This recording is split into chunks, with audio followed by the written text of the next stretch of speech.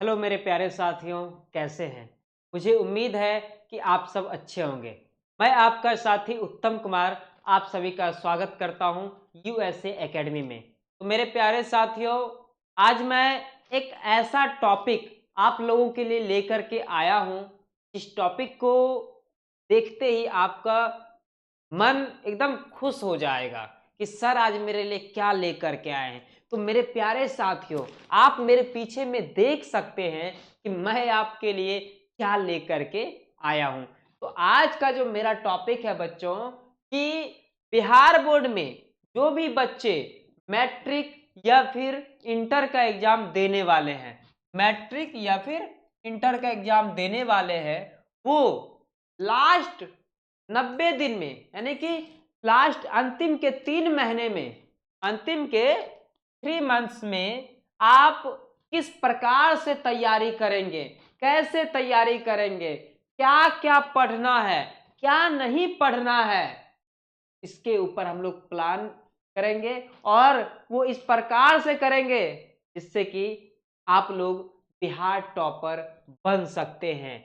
आपके पास कितना समय है? तो मात्र नवंबर से लेकर के दिसंबर और उसके बाद जनवरी तक समय है आपके पास मेरे प्यारे साथियों। तो इस अंतिम 3 महीने में कैसे तैयारी करना है, उस सभी टॉपिक के ऊपर आज हम आप लोगों के साथ चर्चा करेंगे। तो मेरे प्यारे साथियों, मैं आपसे बस एक छोटा सा गुजारिश करता हूँ, रिक्वेस्ट है कि आप कृपया जिस प्रकार हमारे वीडियो को देखते हैं, आप बस सिर्फ वीडियो ही ना देखा करें, बल्कि साथ ही साथ आप इस चैनल को जा करके सब्सक्राइब भी करें, जिससे कि हमें एक ऊर्जा मिले।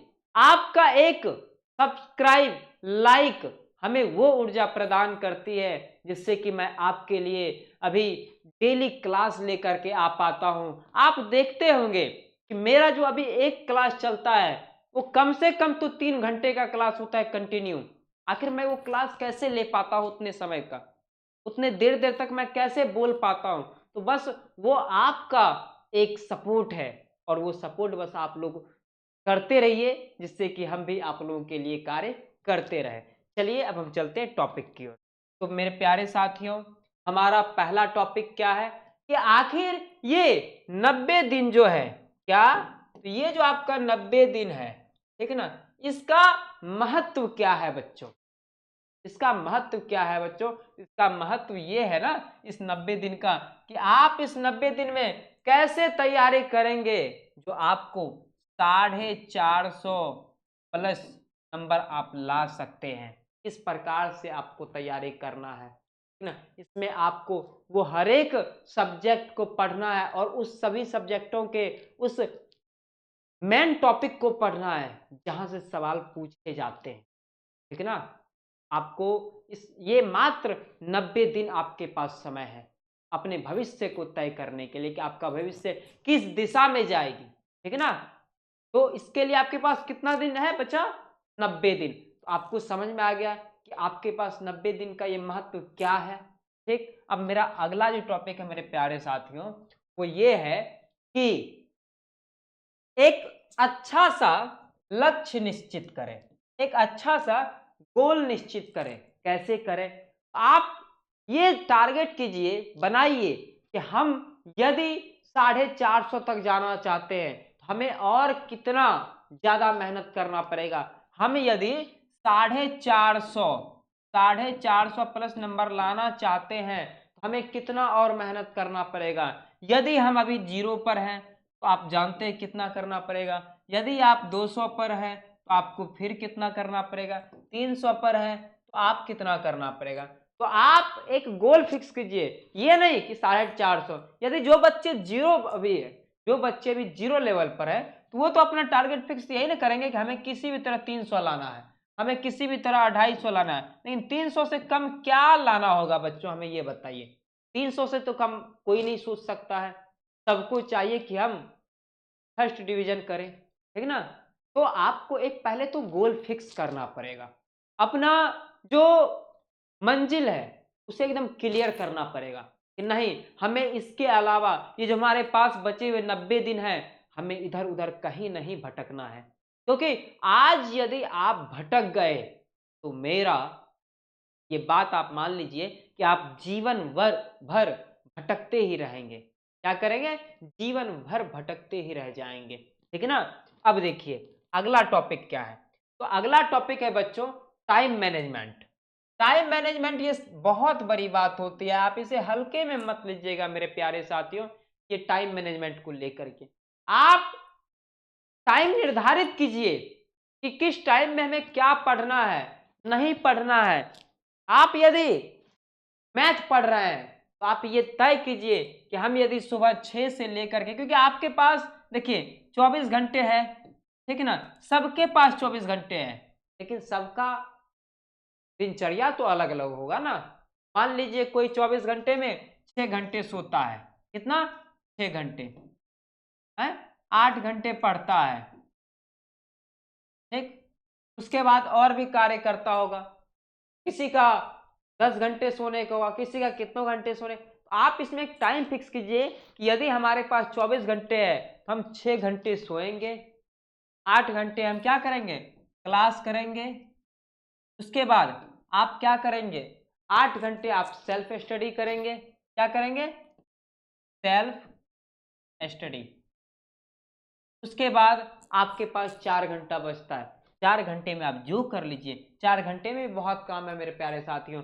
आपको बचे हुए 4 घंटे में स्नान, ध्यान, खाना पीना, सारा चीज, थोड़ा सा माइंड फ्रेश करने के लिए कभी कभी आप सॉन्ग को सुनेंगे, मूवी थोड़ा देख लेंगे, हैं? वो सारे कार्य करने हैं। तो आपको ये एक फिक्स करना पड़ेगा। अब इसमें भी आपको ये तय करना है कि 8 घंटे में हम किस सब्जेक्ट को कितना समय देंगे। ठीक है ना? अब ये नहीं कि 8 घंटे हम पढ़ रहे हैं तो सिर्फ हम 8 घंटे पढ़ते जा रहे हैं एक ही सब्जेक्ट को, ऐसा नहीं करना है।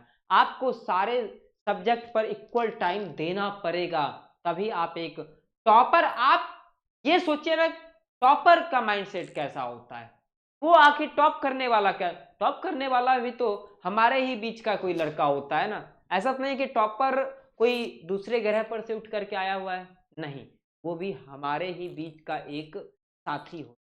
ठीक है ना? तो आपको ये तय करना पड़ेगा, आपको एक अच्छा सा टाइम मैनेजमेंट बनाना पड़ेगा, टाइम शेड्यूल बनाना पड़ेगा। ठीक है ना? चलिए अब अगले टॉपिक पर। अगला टॉपिक है बच्चों कि अपनी कमजोरी को पहचानें। क्या करें? अपनी कमजोरी को पहचानें। अब कमजोरी क्या, सबके अंदर कोई ना कोई कमजोरी होता है। मेरे अंदर भी कुछ ना कुछ कमजोरी है, आपके अंदर भी होगा। तो कमजोरी का मतलब ये नहीं कि आप सुस्त है, बीमार है, क्या, वो कमजोरी की हम बात नहीं कर रहे हैं। आपकी कमजोरी क्या कि आप, क्या पता आप मैथ में अच्छे हैं, आप फिजिक्स सही से नहीं समझ पा रहे हैं, वही तो आपकी कमजोरी है। और आप अपने कमजोरी को कभी किसी से शेयर भी नहीं करते हैं, ना ही तो आप अपने गार्जियन से, ना ही आप अपने मित्रों से, किसी से भी शेयर नहीं करते हैं। यही तो सबसे बड़ी आपकी गलती है। आप उस कमजोरी को पहचानिए कि हमारा कमजोरी क्या है। यदि वो कमजोरी को आज यदि आप छिपाते हैं, फिर वो कमजोरी एक दिन आपके अस्तित्व को छिपा देगी। क्या करेगी? आपके अस्तित्व को छिपा देगी। इसीलिए आप अपनी कमजोरी को छिपाइए मत मेरे प्यारे साथ। आप उस कमजोरी को ऊपर ला करके उस पर मेहनत कीजिए। आप यदि फिजिक्स में कमजोर हैं, फिजिक्स में कमजोर हैं तो आप इसके ऊपर मेहनत कीजिए। यदि आप केमिस्ट्री में कमजोर हैं तो आप इसके ऊपर जाकर के मेहनत कीजिए। ठीक ना? ये नहीं कि हम भाई मैथ में पूरा अव्वल है तो हम इसी पर पूरा एकदम जोर डाल देंगे, ऐसा नहीं करना मेरे प्यारे साथियों। ठीक है ना? सबका कोई ना कोई कमजोरी होता है, लेकिन यही है ना कि आज यदि हम अपने कमजोरी को हम अपने दोस्तों के बीच में बता देंगे तो मेरा मजाक उड़ाएगा। भाई ऐसा नहीं, आप अपनी कमजोरी को बताइए। तो क्या करना है? अपने कमजोरी को पहचानना है सबसे पहले।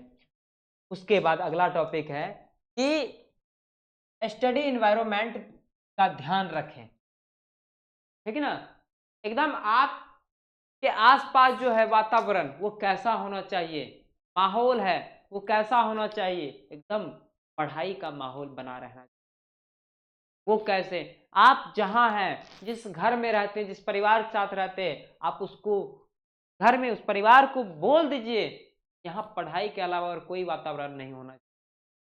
आप यदि किसी मित्र के साथ रहते तो आप ये तय कीजिए, ये निश्चित कीजिए कि क्या वो मित्र आपका पढ़ने वाला है या नहीं है, या फिर वो कहीं लफंगई करने में रहता है। ऐसा तो नहीं ना है। यदि ऐसा हुआ तो आपको भी क्या करेगा, बर्बाद कर देगा, समझे। इसीलिए आप घर में हैं, घर में एक अच्छा सा वातावरण बनाइए, सबको बोलिए, सबको बताइए। आपके छोटे भाई बहन है, बड़े भाई बहन है, आप अपने साथ उनको भी बोलिए भाई ये चीज पढ़ो, ऐसे करो, वैसे करो। आप उनसे सवाल तो पूछिए, कुछ भी हंसी मजाक में पूछ दिए, वो खुद आपको बताएगा। वहां से ऐसे जाकर के क्रिएट होता है एक स्टडी एनवायरनमेंट, ठीक ना।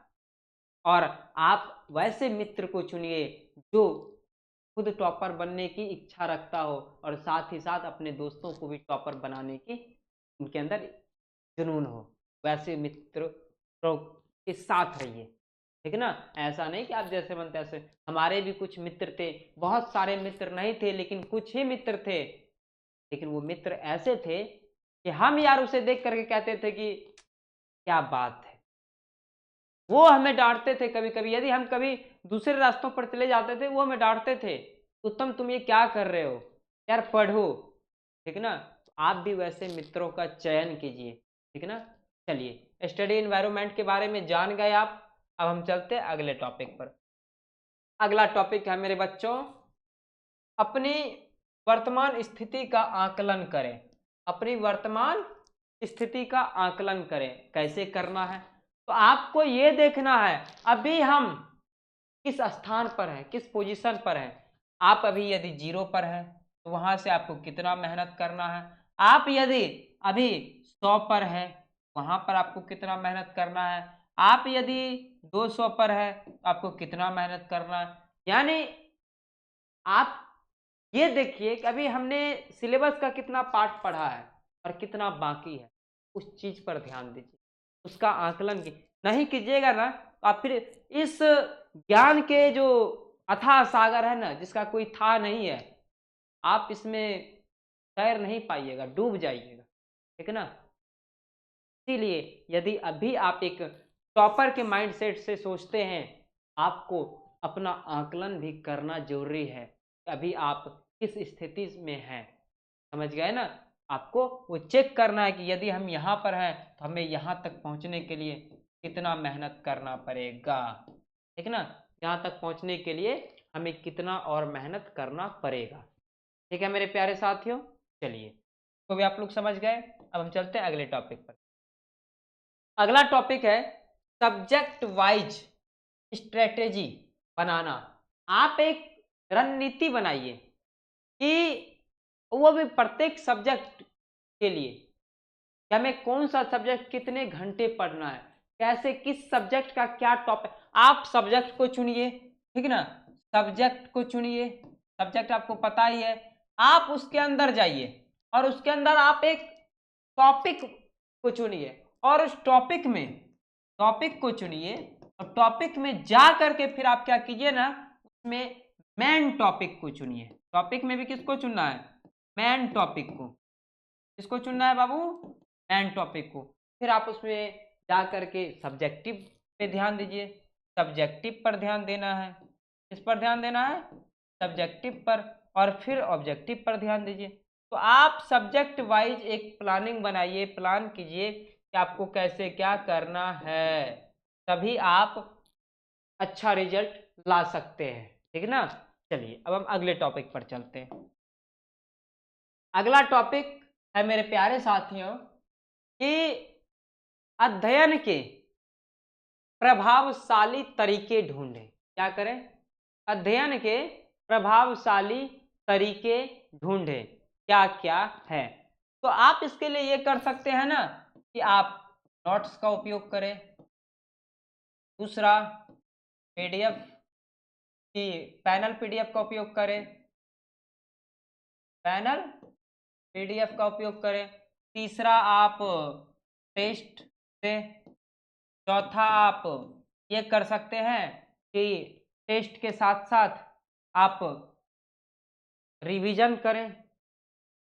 2x वीडियो में जाके देखे, कोई भी वीडियो देख रहे हैं तो उसको 2x फास्ट करके देखे, जिससे कि समय बचेगा।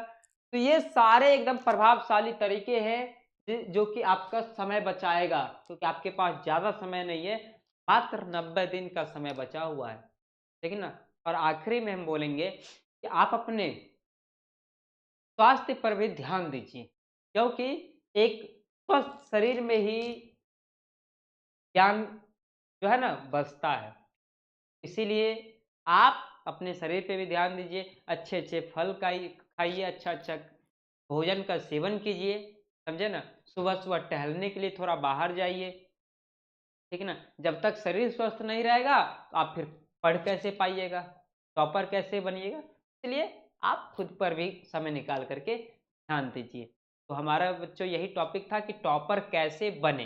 तो टॉपर बनने का हमने आप लोगों को एक तरीका बता दिया कि एक टॉपर का माइंडसेट क्या होता है, ठीक है ना बच्चों?